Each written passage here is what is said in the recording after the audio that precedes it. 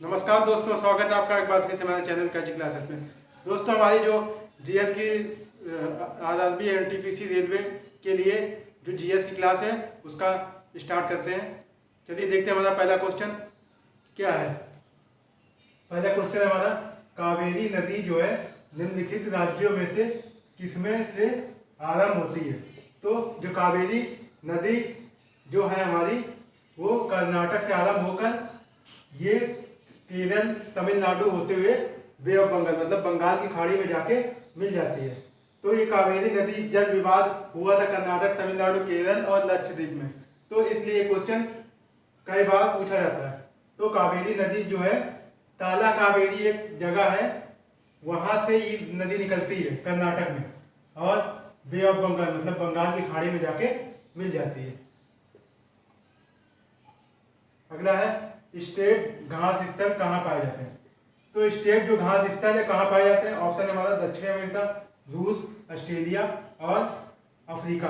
Africa में हमारा जो है बोल्ड घास का मैदान वो पाए जाते हैं। ऑस्ट्रेलिया में जो है डाउंस घास पाया जाता है, डाउंस ऑस्ट्रेलिया में। और अफ्रीका में वेल्ड नाम की घास पाई जाती है अफ्रीका में हमें। और दक्षिण अमेरिका, उत्तरी अमेरिका में प्रेरी घास पाई जाती है और दक्षिण अमेरिका में पाया जाता है पंपास। मोस्टली अर्जेंटीना में पंपास घास दक्षिण अमेरिका में पाई जाती है। और स्टेपिस जो घास है हमारा कहाँ पाया जाता है, रूस और चाइना वाला के कुछ इलाके में। तो ये स्टेपिस जो है रूस में पाए जाते हैं। अगला क्वेश्चन है हमारा, तिलचट्टा क्या है। मतलब तिलचट्टा जिसको हम लोग कॉकरोच बोलते हैं वो क्या है। शाकाहारी, मांसाहारी, विषाहारी या सर्वाहारी। जो क्या बोलते हैं तिलचट्टा होता है वो एक प्रकार का सर्वाहारी होता है, क्योंकि वो कुछ भी सामान को खा सकता है, तो वो एक प्रकार का सर्वाहारी जीव है तिलचट्टा। और अगर रुधिराहारी की बात करें तो रुधिराहारी में हमारा जैसे हो गया क्या बोलते हैं खटमल हो गया और जुआ हो गया, ये हमारे रुधिराहारी होते हैं। अगला क्वेश्चन है हमारा, ब्राजील में सवाना घास स्थलों को कहा जाता है। मतलब जो ब्राजील पहली बात तो दक्षिण अमेरिका का एक देश है और सवाना घास जो होते हैं ये यहाँ पे ब्राजील में पाए जाते हैं बहुत मात्रा में।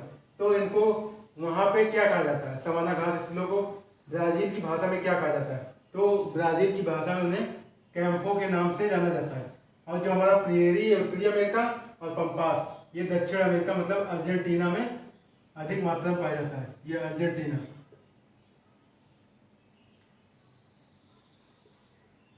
अर्जेंटीना में पंपास और डाउन जो है हमारा ऑस्ट्रेलिया में। तो इसका आंसर हो गया ब्राजील में सवाना घास स्थलों कहा जाता है कैंपो। अगला है, जैन धर्म के 24वें तीर्थंकर कौन थे। तो जैन धर्म के पहले तीर्थंकर की बात करें तो पहले तीर्थंकर कौन थे, वृषभनाथ या आदिनाथ। इनको आदिनाथ के भी नाम से जाना जाता है। तो वृषभनाथ जो थे पहले तीर्थंकर थे। और जो क्या कहते हैं 23वें तीर्थंकर हुए हैं वो पार्श्वनाथ हुए हैं। ये 23वें तीर्थंकर हुए हैं पार्श्वनाथ 23वें। और जो महावीर स्वामी थे वो जैन धर्म के वास्तविक संस्थापक और 24वें तीर्थंकर हुए हैं। और जो अश्वघोष थे इन्होंने जो हमारी चौथी बौद्ध संगीति हुई थी कनिष्क में, मतलब कनिष्क के समय में कश्मीर में, तो उसके अध्यक्ष थे ये। जो चौथी बौद्ध संगीति हुई थी उसके ये क्या थे, अध्यक्ष, जो अश्वघोष थे। कीटहारी वनस्पति कौन सी है। मतलब इनमें से कौन सी कीटहारी वनस्पति मतलब कीटों को खाती है। एक वनस्पति ऐसी भी है जो कीटों को खाती है। ऑप्शन है मतलब यूट्रिकुलेरिया, सेक्यूओइया, जाइजेंसिया, नॉन स्टोक या ब्रायोफाइटा। तो जो यूट्रिकुलेरिया एक वनस्पति होती है वो कीटों को खाती है, मतलब छोटे छोटे कीटों को अपना शिकार बनाती है। और ये ज्यादातर दलदली इलाकों में पाई जाती है ये वनस्पति। तो ये कीटों को खाती है। कौन सी वनस्पति है, यूट्रिकुलेरिया। अगला है, पृथ्वी की पपड़ी का अंश मुख्य रूप से गठित होता है। मतलब जो पृथ्वी की पपड़ी होती है उसका अंश मुख्य रूप से किससे निर्मित होता है? Oxygen, iron, silicon iron, oxygen, silicon और एल्यूमिनियम। तो पृथ्वी की पपड़ी में सर्वाधिक मात्रा में हमारा ऑक्सीजन पाया जाता है, 46.6% के आसपास ऑक्सीजन पाया जाता है, और सिलिकॉन जो है हमारा 28% पाया जाता है। और वहीं अगर आयरन की बात करें, आयरन कितना पाया जाता है? 8.2% के आसपास आयरन पाया जाता है। तो सबसे ज्यादा प्रतिशत किसका है? ऑक्सीजन और सिलिकॉन का पृथ्वी की पपड़ी में सबसे ज्यादा प्रतिशत पाया जाता है। तो ऑक्सीजन और सिलिकॉन इसका सही आंसर होगा। अगला है सीनेबाज का एक अयस्क है, मतलब सीनेबाज किसका एक अयस्क है? तो लेड, मर्क्यूरी, मैग्नीज या मोलिब्डेनम। तो जो सीनेबाज होता है वो पारा का अयस्क होता है, मतलब मर्क्यूरी का। तो मर्क्यूरी का अयस्क होता है, और सीनेबाज का सूत्र क्या होता है? HGS। तो ये सीनेबाज का फार्मूला, और ये किसका अयस्क है? मर्क्यूरी का ये अयस्क है सीनेबाज। अगला क्वेश्चन है, निर्जलीकरण में पिंड से खोया गया द्रव ज्यादातर क्या होता है? मतलब जब भी कोई रिएक्शन होती है, जब निर्जलीकरण होता है तो पिंड से क्या द्रव बाहर निकलता है ज्यादातर? तो ऑप्शन है शर्करा, सोडियम क्लोराइड, कैल्शियम फॉस्फेट या पोटेशियम क्लोराइड। जो निर्जलीकरण में पिंड से खोया गया द्रव होता है ज्यादातर कौन सा होता है? सोडियम क्लोराइड, जो साधारण नमक का सूत्र है। ये कई बार क्वेश्चन में पूछता है कि साधारण नमक का सूत्र क्या होता है? तो NaCl, सोडियम क्लोराइड। अगला क्वेश्चन है, ट्रांजिस्टर बनाने में दो मूल तत्व कौन कौन से उपयोग किए जाते हैं? Boron aluminium, indium tungsten, silicon germanium या नियोबियम या कोलंबियम। तो इसमें जो होता है सिलिकॉन और जर्मेनियम जो होता है, ये दो जो है, ये सिलिकॉन और जर्मेनियम क्या है? ये है अधातु, मतलब उपधातु जो दोनों है उपधातु है। ये जिग-जैग श्रेणी के अंतर्गत आते हैं।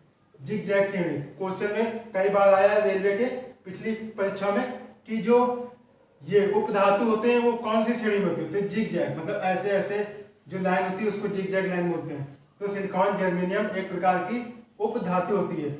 इनका प्रयोग ट्रांजिस्टर बनाने में, और जैसे कि बैटरी होती है उसकी चिप बनाने में सिलिकॉन और जर्मेनियम का यूज किया जाता है, और ये उपधातु है। अगला क्वेश्चन है हमारा, 1887 ईस्वी में भारतीय समाज कांग्रेस की स्थापना किसने की? ये भारतीय राष्ट्रीय कांग्रेस नहीं है, भारतीय समाज कांग्रेस, जिसकी स्थापना 1887 में किसने की थी? तो बीजी तिलक, GK गोखले, रामप्रसाद बिस्मिल। तो रामप्रसाद बिस्मिल के बारे में एक है जो काकोरी कांड होता है, इसमें रामप्रसाद बिस्मिल का नाम भी शामिल था। तो रामप्रसाद बिस्मिल और क्या बोलते हैं भगत सिंह के साथ इन्होंने काकोरी कांड में भाग लिया था, रामप्रसाद बिस्मिल।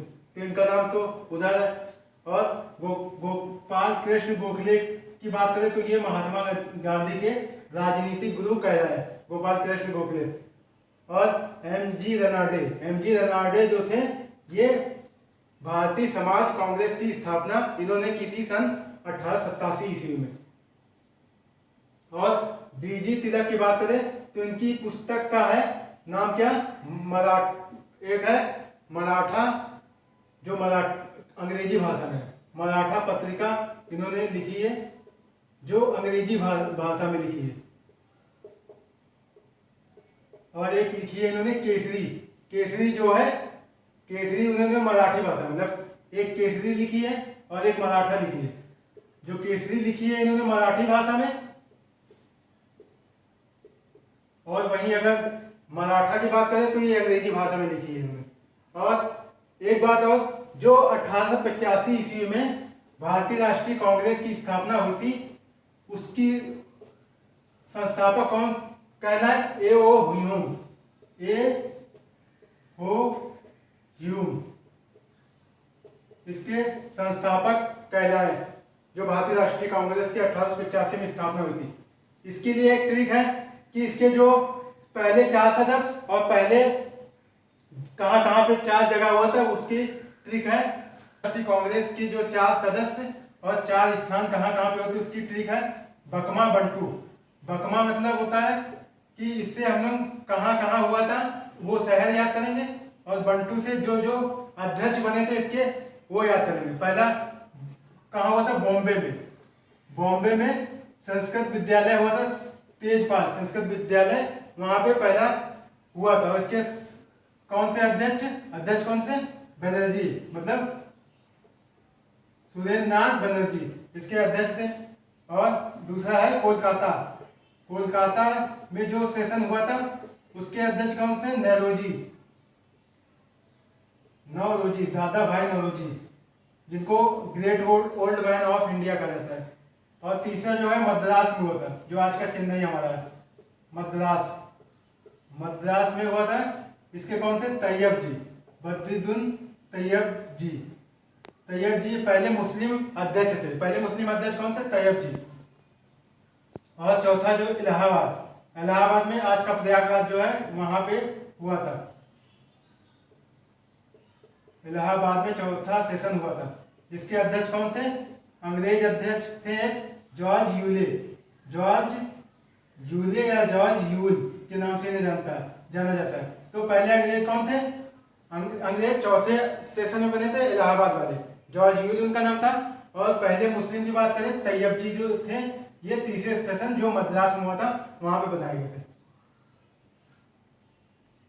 क्वेश्चन है हमारा, टीपू सुल्तान जो थे किस राज्य के शासक थे, टीपू सुल्तान किस राज्य के शासक थे, हैदराबाद, विजयनगर, मैसूर या मदुरई। जो टीपू सुल्तान थे ये हमारे कर्नाटक जो आज का है मैसूर, वहां के ये राज्य के शासक थे, कहाँ के, मैसूर के। और इनका जन्म कब हुआ था, 1750 ईस्वी में, 1750 ईस्वी में हुआ था इनका जन्म, और मृत्यु कब हुई थी, 1799 ईस्वी में इनकी मृत्यु हुई थी। और इनके पिता का नाम क्या था, हैदर अली, हैदर अली इनके पिता का नाम, और फरुख निसा इनकी माता का नाम था। बटरफ्लाई शब्द किस खेल से संबंधित है, जो बटरफ्लाई शब्द है हमारा किससे संबंधित है, स्विमिंग, जिसको हम लोग तैराकी बोलते हैं, तैराकी संबंधित है। और कबड्डी की बात करें, कबड्डी में कितने खिलाड़ी खेलते हैं, तो 7 खिलाड़ी, कबड्डी में 7 खिलाड़ी खेलते हैं। ये क्वेश्चन बहुत पूछता है। अगला है, पंचतंत्र की लेखक कौन है, पंचतंत्र के लेखक कौन है, भवभूति, कालिदास, विष्णु शर्मा और चरक। चरक ने लिखी है चरक संहिता, तो ये चरक एक प्रकार के चिकित्सक थे। कालिदास ने लिखी है अभिज्ञान शाकुंतलम, रघुवंशम, मेघदूतम, ये कालिदास की पुस्तक है। और पंचतंत्र की पुस्तक किसने लिखी है, संस्कृत भाषा की पुस्तक है पंचतंत्र, इस भाषा की संस्कृत। और इसके रचना कौन है, विष्णु शर्मा। ये कई बार क्वेश्चन आता है कि पंचतंत्र के लेखक कौन है, तो विष्णु शर्मा इसके लेखक है। अगला है, पंजाब केसरी किसे कहा जाता है, इन्होंने भारत का पहला बैंक, मतलब भारतीयों द्वारा निर्मित पहला बैंक इन्होंने उसकी स्थापना करवाई थी, और इनको पंजाब केसरी कहा जाता है। कौन है वो, लाला लाजपत राय। इन्होंने पंजाब नेशनल बैंक, जो पहला भारतीयों द्वारा ओपन बैंक कौन सा है, पंजाब नेशनल बैंक, उसकी स्थापना ये लाला लाजपत राय ने करवाई थी। इनको पंजाब केसरी के नाम से जाना जाता है।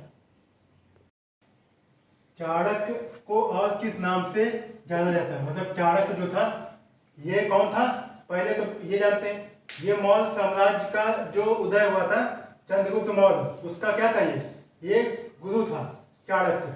इसको किस नाम से जानते हैं, चाणक्य को कौटिल्य और विष्णुगुप्त के नाम से इसे जाना जाता है। तो ये विष्णुगुप्त के नाम से भी जाना जाता है चाणक्य। इसने अर्थशास्त्र पुस्तक लिखी है जो राजनीति से रिलेटेड है।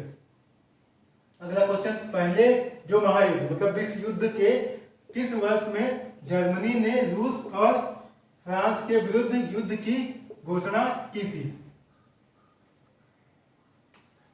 1914, 1916, 1915, 1917। तो जो विश्व युद्ध था उसकी शुरुआत कब हुई थी, सन 1914 में, और एंड कब हुआ था, 1918 तक चला था ये युद्ध, जो पहला विश्व युद्ध था, 14 से 18 के बीच चला था। और इसी युद्ध के कारण महात्मा गांधी को केसरी हिंद की उपाधि अंग्रेजों ने दी थी। और जो जर्मनी ने रूस और फ्रांस के विरुद्ध युद्ध की घोषणा कब की थी, तो सन 1914 ईस्वी में इसकी घोषणा की थी जर्मनी ने। अगला क्वेश्चन है, किस खनिज से रेडियम प्राप्त किया जाता है? जो रेडियम होता है एक प्रकार का रेडियो एक्टिव एलिमेंट होता है। रेडियम की बात करें तो रेडियम जो है ये पिच ब्लेंड इसका अयस्क है, पिच ब्लेंड का। और इसके अलावा एक और है पिच ब्लेंड का अयस्क, उसको बोलते हैं यूरेनियम। यूरेनियम ये भी एक रेडियो एक्टिव एलिमेंट है, यूरेनियम। और जो हेमेटाइट होता है, हेमेटाइट जो होता है ये हमारे लोहे का एक प्रकार का अयस्क है। तो इसका आंसर क्या हो जाएगा कि रेडियम किससे प्राप्त किया जाता है? पिच ब्लेंड से ही प्राप्त किया जाता है रेडियम, पिच ब्लेंड से। दोस्तों आज के लिए बस इतना ही। अगर आपको वीडियो पसंद आई वीडियो को लाइक करें, शेयर करें और चैनल को सब्सक्राइब करें। तब तक के लिए नमस्कार।